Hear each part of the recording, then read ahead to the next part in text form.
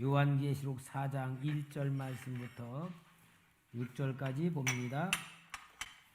요한계시록 4장 1절. 이 일 후에 내가 보니 하늘에 열린 문이 있는데 내가 들은 바 처음에 내게 말하던 나팔 소리 같은 그 음성이 이르되 이리로 올라오라. 이후에 마땅히 일어날 일들을 내가 네게 보이리라 하시더라.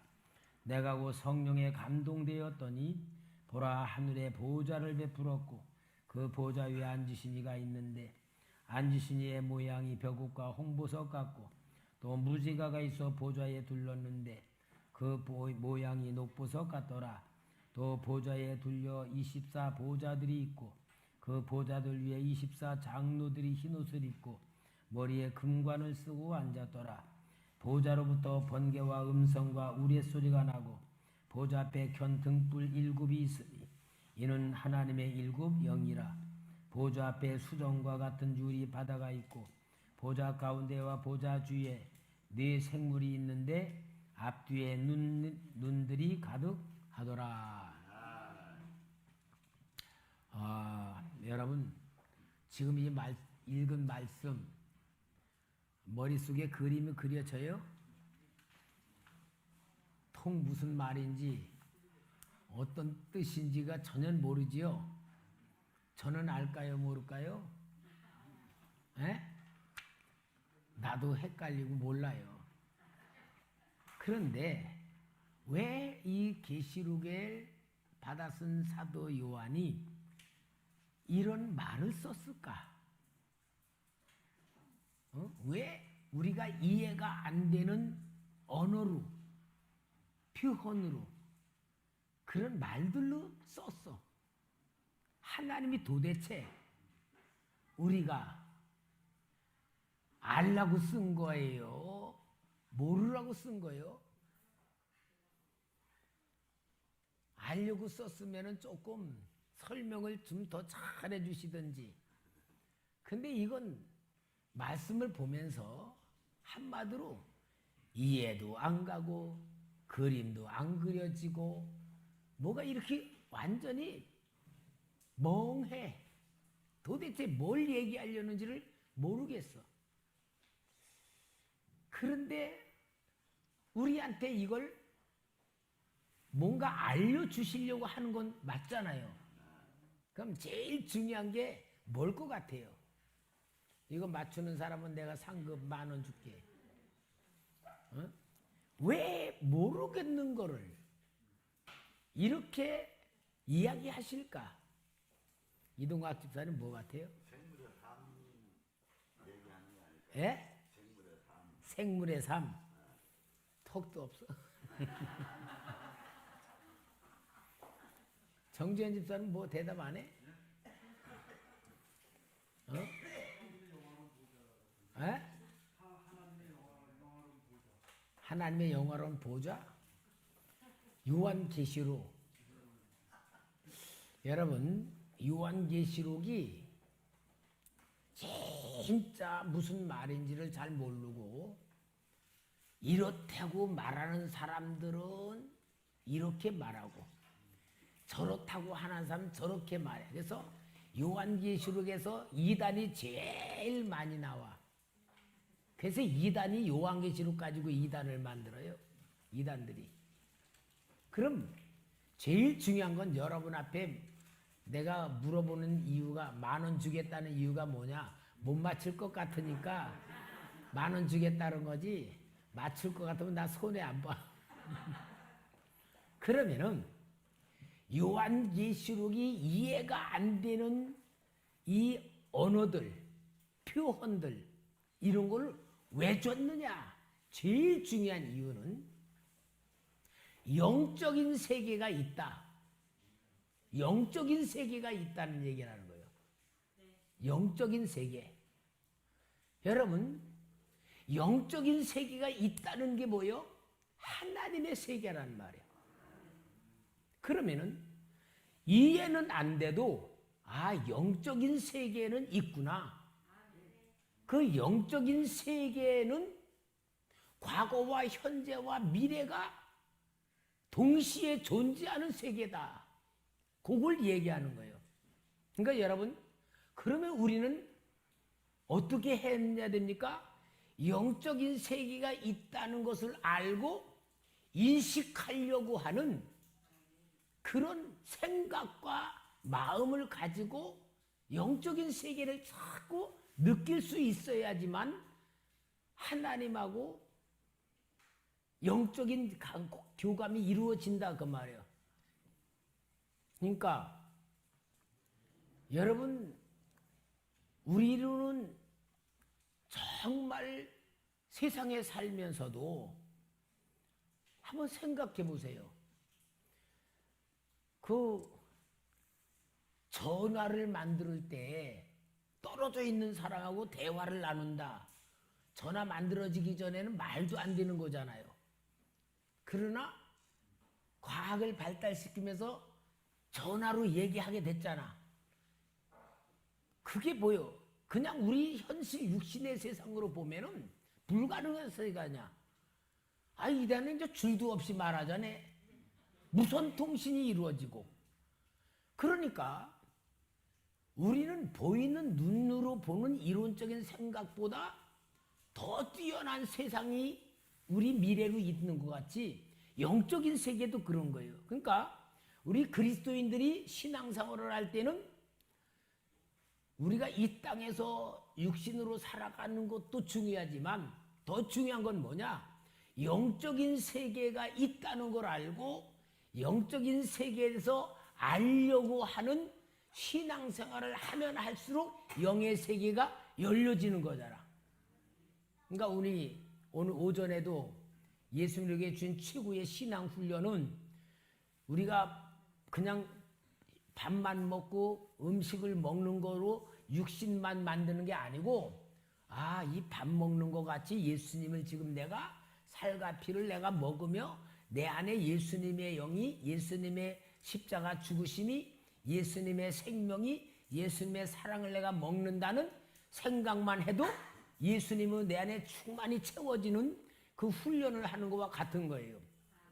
그러니까 영적인 세계를 인식하고 느낄 수 있을수록 우리의 삶의 수준이 올라가는 거야. 현실에 묶이지 않는 거야.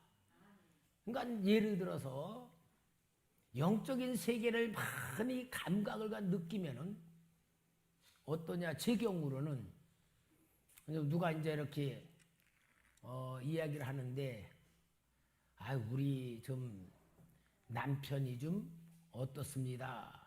남편 이름이 뭐예요? 몇 살이나 됐어요? 몇 살이고 이름이 뭐라 그래? 그럼 내가 마음으로 기도를 해봐. 주님, 그 남편이란 사람이 좀 어떤 사람입니까? 그러면은 내 영적인 감각에 그 사람의 성격, 그 사람의 하는 수준, 그런 게 이렇게 느꼈죠. 그럼 내가 그 사람이 좀 이러이러한 사람 같은데, 목사님 맞아요. 그럼 내가 그 사람 봤어? 못 봤어? 전혀 못 봤어. 근데 영적인 감각이 열려지고 성령의 감동과 인도를 받으면서 하나님이 느끼게 해주고 희미하게 보여주는 것 가지고 보면은 영적인 역사로 그걸 느껴진단 말이야. 마찬가지로 여러분, 우리가 신앙생활 할 때는 영적인 감각이 민감할수록 하나님과 가까워지는 거예요. 제가 가끔 가다가는 다음 주일 설교를 뭘 해야 될까? 설교하는 게 뭔가 좀 답답해. 뭘 설교해야 될지를 모르겠어. 그러면은 내가 어떻게 하냐? 내가 주님과 지금 관계가 조금 떨어지는구나. 그렇게 생각을 해. 그리고 기도하면서 주님과 영적 관계를 더 친밀하게 만들고 감사하고 정말 하나님을 찬양하며 내 마음으로 주님을 이렇게 기쁘게 드리고 영광 돌리며 영적 기도를 하면은 주의 은혜가 쫙 임하면은 다음 주일 뭘 설교할까를 그런 걱정이 안 생겨. 왜? 주님과 친밀한 영적 상태 갖고 있으면은 이미 주님이 무엇을 하라고 하는 게 내게 느껴져 와. 그런데 거리가 주님과 영적 관계가 좀 멀어지면 뭐돼? 내가 뭘 할까 하는 게 벌써 주님과의 영적 관계가 좀 멀어지는 것만큼 걱정이 되고 생각을 하게 되고 고민을 하게 되는 거야. 여러분 이해 갑니까? 제가 우리 영적 세계에 대해서 우리가 얼만큼 가까이 아느냐에 따라 신앙생활이 영적인 신앙생활이냐 하나님과 상관이 없는 내가 하는 종교 생활이냐라는 것을 우리가 설명을 하는 거예요. 그와 같이 요한계시록이란 것은 도저히 지금 무슨 얘기를 하니 뭐 일곱 눈이 있고 하여튼 표현하기가 이상해서 머릿속에 감각이 안 오는데 왜 얘기하느냐? 영적 세계가 있는데 그 세계에 대해서 너희가 알려고 애를 써라. 그걸 이야기하고 깨달으라고 가르쳐주는 게 요한계시록이고, 그럼 그 요한계시록의 영적인 세계를 우리가 느끼면 느낄수록 우리가 뭐가 되느냐? 영적인 사람이 돼요. 영적인 사람이 되면요, 놀라운 은혜가 뭐냐? 내가 옛날에 자라면서부터 상처받은 상처가 있어. 부모님에 대한 상처, 열등의식을 가졌다든지, 누구로부터 많은 어려움 받았든지, 경제적 가난으로 인해서 비참하게 살았든지, 그런 상처가 있으면요, 그 상처가 지금까지도 묶여 있어. 그 어떠냐? 너무 가난하게 산 사람은 지금 먹고 살만한데에도 돈 없으면 나 못 살아 막 그러고, 그 가난의 상처가 지금까지도 그 가난의 상처로 세상의 현실을 살아가는 거야. 그러면은 그래가지고 인색하고 너무 계산하고 받으려고만 하고 움켜쥐려고 막 그런 삶을 지금 살고 있는 사람은 미래에도 풍성함을 못 누리는 거야. 왜? 과거와 현재와 미래는 연관돼 있어. 근데 영적인 세계를 체험하고 영적인 세계를 통하여 내가 은혜를 받고 하나님의 사랑을 체험하고 하나님의 역사를 누리면서 하나님의 사랑이 나에게 엄청 임하고 내가 하나님 사랑받는 자녀라고 하는 성령의 은혜 속에 하나님의 은혜 속에 충만해지면은 과거에 받았던 상처가 뭐가 되느냐? 상처로 나를 묶는 게 아니고 은혜로 바꿔줘. 내가 가난하게 살았기 때문에 지금 사는 게 얼마나 하나님이 나를 복을 줬는가, 은혜를 줬는가. 그래서 과거의 상처가 은혜가 되고, 과거에 내가 눌렸던 삶이 오늘 하나님의 은혜로 자유를 누리고 기쁨을 누리고. 그러니까 영의 세계는 은혜를 받으면 과거도 은혜가 되고 현재도 은혜가 되고 미래도 은혜가 되는 거야. 그래서 우리는 영적인 사람으로 만들려고 하는 하나님의 역사가 뭐냐? 육신으로 살 때는 단점이 장점이 되고 장점이 단점이 되는데, 영의 사람을 바뀌게 되면은 모든 게 은혜야. 모든 게 감사야. 모든 게 기쁨이야. 그래서 그 사람이 신앙생활하는 딱 모습 보면은 저 사람이 영적인 수준이 어느 정도구나 하고 보여지는 거예요. 그러니까 제가 지난 이번 금요일 날 하나님의 나라 여기 있다 저기 너희 안에 있느니라고 하는 놀라운 역사가 우리에게 주신 놀라운 축복의 역사라는 것을 눈을 뜨는 말씀이라는 말이에요. 그러니까 요한계시록은 이해하려고 하지 마시고 그걸 계산으로 내 머릿속에 집어넣으려고 그러지 말고 하나만 알면 돼. 하나님의 영적인 세계가 있구나. 그 세계는 과거와 현재와 미래가 다 현재구나. 그걸 우리가 느끼면서 그런 거구나라고 알면은 요한계시록은 완전히 통달하는 게 돼. 여러분 지식으로 배워서 머릿속에 집어넣으려고 하는 그런 요한계시록은 이단되기 쉬우니까 오늘 요한계시록의 가장 중요한 하나님이 주신 거는 이해 못해도 괜찮다. 이해 안 돼도 괜찮다. 계산이 안 돼도 괜찮다.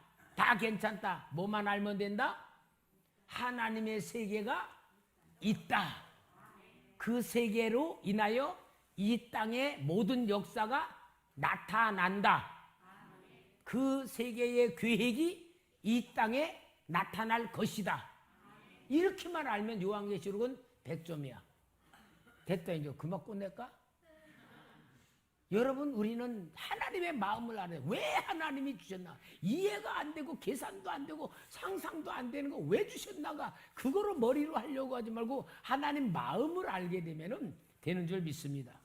자, 그러니까 오늘 여기에 이제는 이 4장 1절에 일 후에 내가 보니 하늘에 열린 문이 있는데 내가 들은 바 처음에 내게 말하던 나팔 소리 같은 그 음성이 이르되 이리로 올라오라. 이후에 마땅히 일어날 일들을 내게 보이리라 하시더라. 이제는 마땅히 일어날 미래의 일을 보여주겠다는 장래. 이제 이 3장까지는 7교회는 세상교회 지나왔던 과거에 대한 이야기를 한다면 4장부터는 미래에 대한 이야기를 하는데 이 미래에 대한 이야기를 하면서 딱 올라가니까 사도 요한이 그 천상의 세계를 보는 거예요. 그래서 천상의 세계를 보면서 여기에 2절 3절에 보니까 2절 내가 고 성령에 감동되었더니 보라 하늘에 보좌를 베풀었고 그 보좌 위에 앉으신 이가 있는데 앉으신 이의 모양이 벼곡과 홍보석 같고 또 무지개가 있어 보좌에 둘렀는데 그 모양이 녹보석 같더라. 저는요 벼곡이 뭐고 홍보석이 뭐고 녹보석이 뭔지를 저는 모르겠어요. 보석 전문자들한테 한번 좀 물어봐야 되겠지만 아니 보좌가 그렇게 생겼다. 한마디로 뭡니까? 세상에서는 비교할 수 없는 존귀함, 아름다움, 거룩한 하나님의 보좌의 모습을 보았다. 그거죠. 한마디로 뭐요? 하나님은 세상에서 비교할 수 없는 최고의 영화로우신 거룩하신 분이시다. 그걸 얘기하는 거야. 간단히 말하면. 자, 그런데 그 보좌에 둘러져 있는 4절 말씀 같이 읽읍시다. 시작.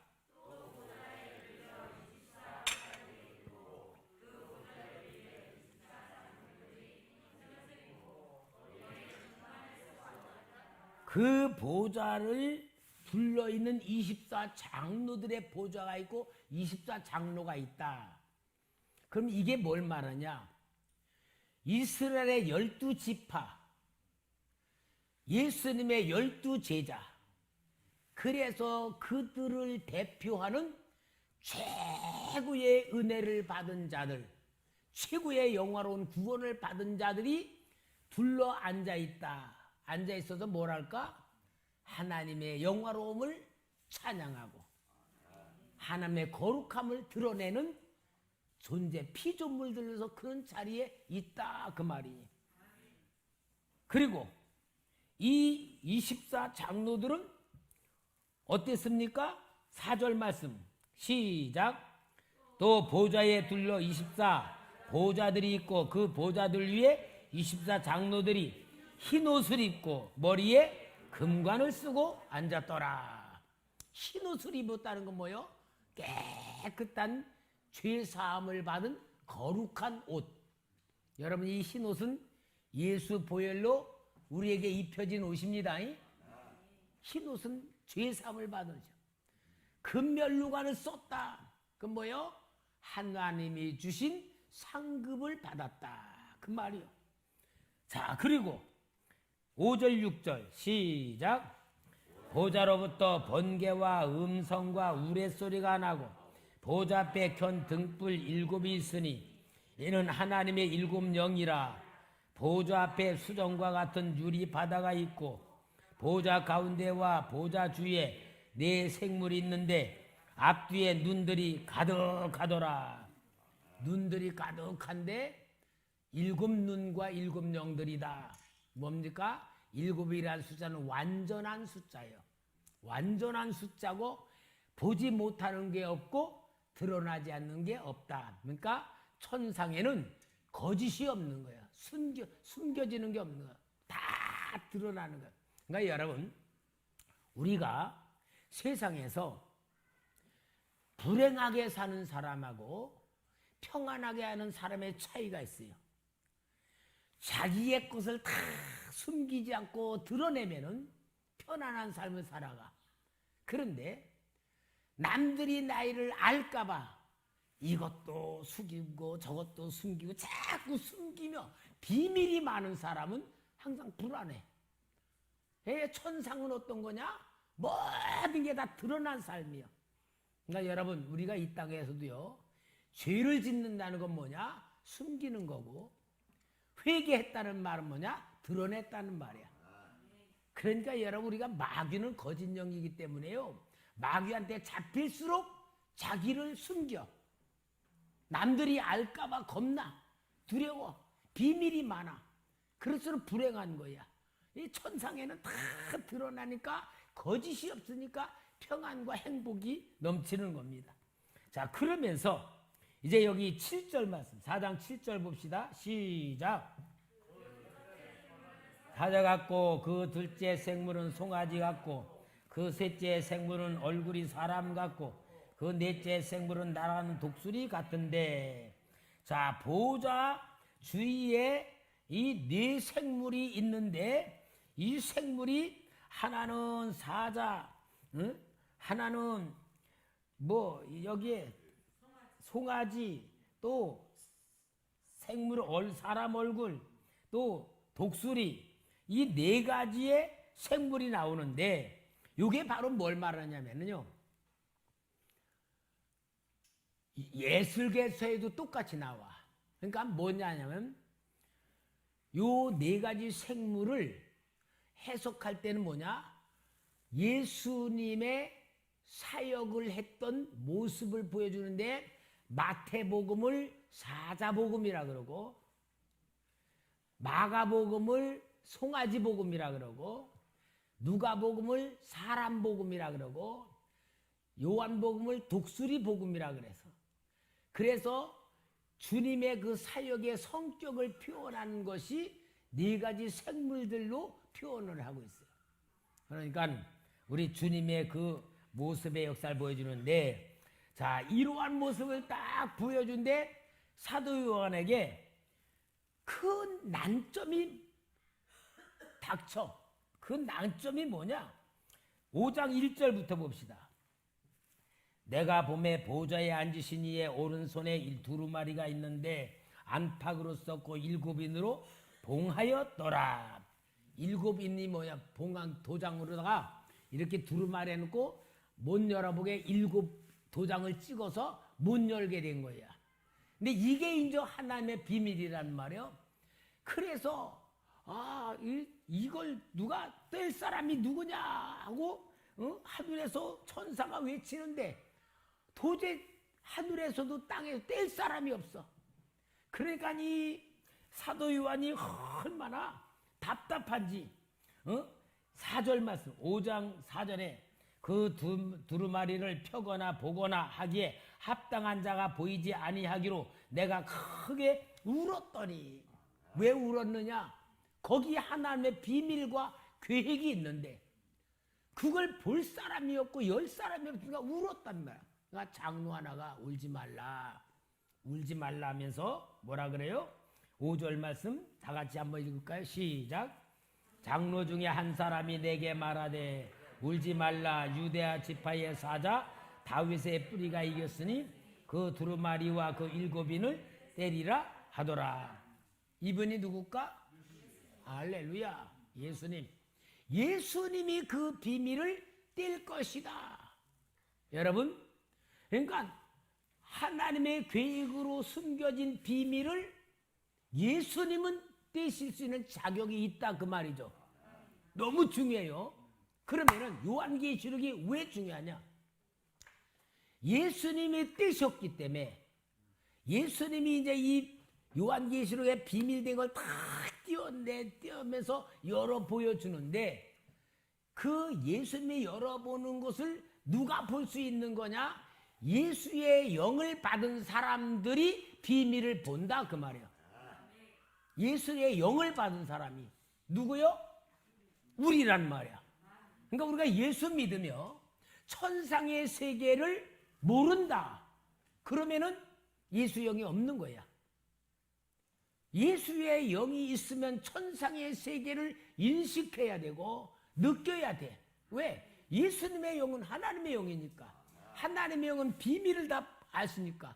그래서 여러분, 신앙생활에 제일 중요한 게 뭐냐면 예수의 영을 받은 사람들은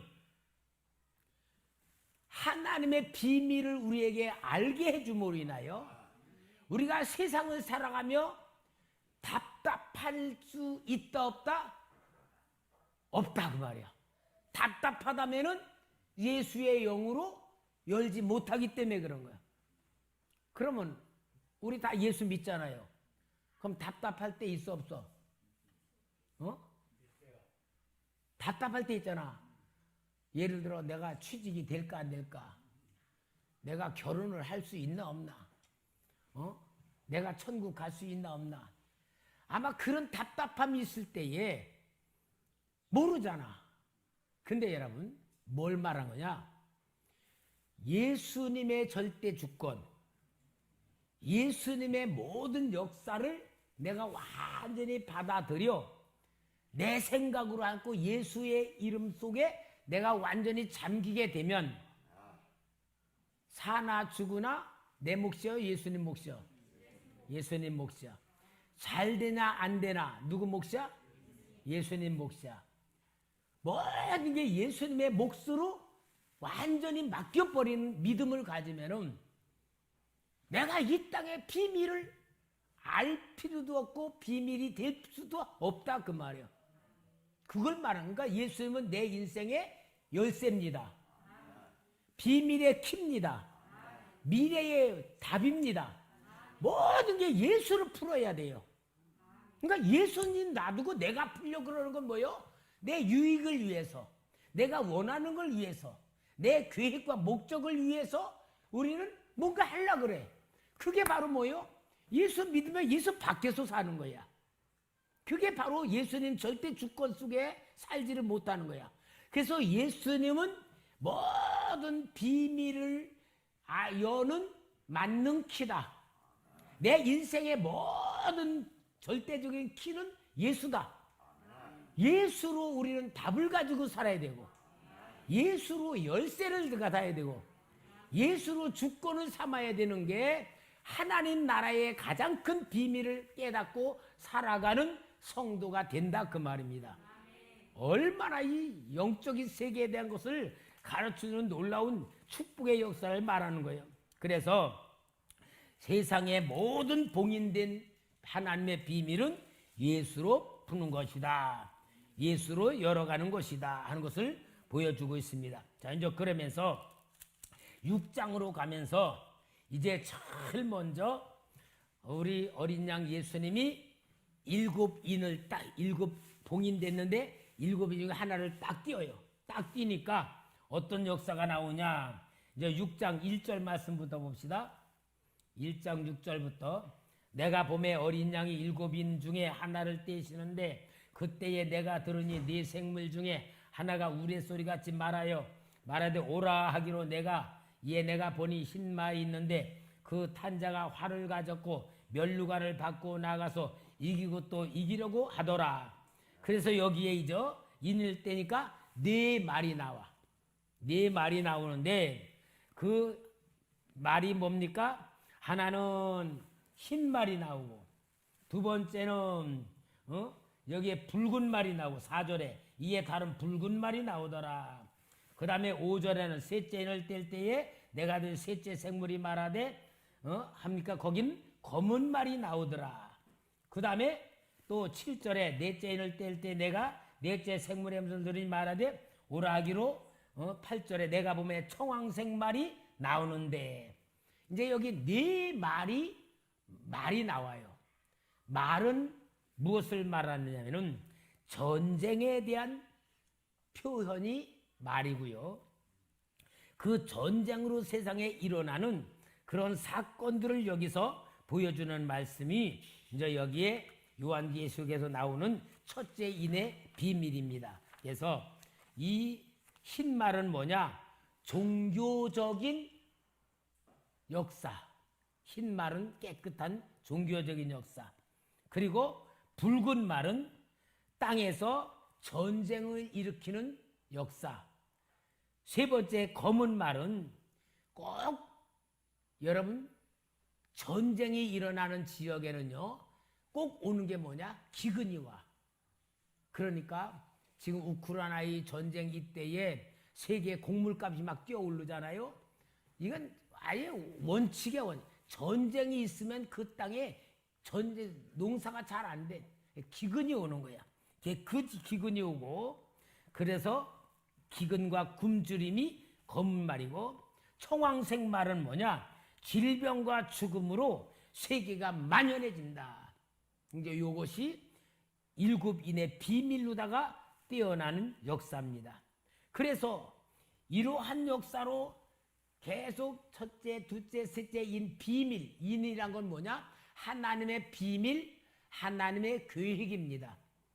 그러니까 하나님의 계획은 아무도 몰라. 근데 예수 그리스도를 통하여서만 알게 되는 것이고 예수를 통하여 알게 될 때에 우리는 무엇을 말하냐? 하나님의 역사 속에 우리가 동참해서 그 역사에 쓰임받을 사명자들이기 때문에 이 비밀을 보여주는 거야. 우리는 비밀을 맡은 자가 돼야지 됩니다. 여러분 비밀을 큰 비밀 있고 작은 비밀이 있잖아요. 제가 군대 가서 이제 이렇게 보면은 1급 비밀, 특급 비밀, 2급 비밀 그런 것들이 있어요. 이제 2급 비밀 그런 건 뭐 우리 군인들은 보통 알만한 것이 그냥 2급 비밀이더라고요. 근데 이제 1급 비밀 그러면 뭐냐면은 이제 우리 연대장님실에 이렇게 연대장님실이 우리 교회 반만에 근데 한쪽 벽에 커튼이 딱 쳐 있어. 붉은 우리 옛날에 교회 강단에 이렇게 쳤던 커튼 같은 게 딱 쳐 있어. 벽이. 근데 그 벽에 커튼을 쫙 하면은 우리 사단이 여기서 여기까지가 전쟁 구역이야. 근데 이제 우리 연대가 세 짓는데 우리 연대가 65연대 그 3분의 1을 전쟁의 그 범위를 맡고 있는 게 연대장님실에 그 딱 지도가 나와 있고 부대들이 딱 그림질 있고 포대가 그려지고 대대가 그려지고 딱 돼 있는데 이게 뭐냐? 화살표가 쫙 이렇게 막 나와 있어. 그러니까 뭐냐? 전쟁이 터졌다 그러면은 어디 대대는 어디로 공격을 하려고 어느 포대는 어디로 공격을 할 거고 막 이런 전쟁 상황도가 딱 나와 있어. 아마 그 사진을 딱 찍어가지고 북한으로 가면은 대접받을 거야. 왜냐? 1급 비밀은 뭐냐? 진짜 한 1000여 명의 병사들이 전쟁이 일어나면 살 수도 있고 죽을 수도 있는 전쟁에 대한 계획이란 말이야. 그러니까 그 1급 비밀이야. 이건 아무도 적군이 알면 안 돼. 이건 지휘관들만 알아야 되는 거야. 그러니까 그게 비밀이란 말이야. 그러니까 여러분 비밀이란 건 뭐냐? 아는 사람은 별것 아닌데 모르는 사람은 큰일이잖아요. 이와 같이 하나님은 우리에게 비밀을 주신 거야. 그 비밀이 뭡니까? 하나님의 나라를 이 땅에 세워가기 위해서 일어나는 이 땅의 전쟁들, 하나님의 계획들, 그것을 여기 보여주면서 이 인을 띠게 만드는 거예요. 그러니까 여러분, 우리는 그냥 예수를 믿는다는 신앙생활은 그냥 교회만 왔다 갔다 한다, 종교 행위한다, 이제 그런 수준은 좀 넘어야 돼요. 최소한도로 영적인 감각은 열려줘야 돼. 근데 기도하면서 지금 내 기도가 하나님 앞에 올라가고 있구나.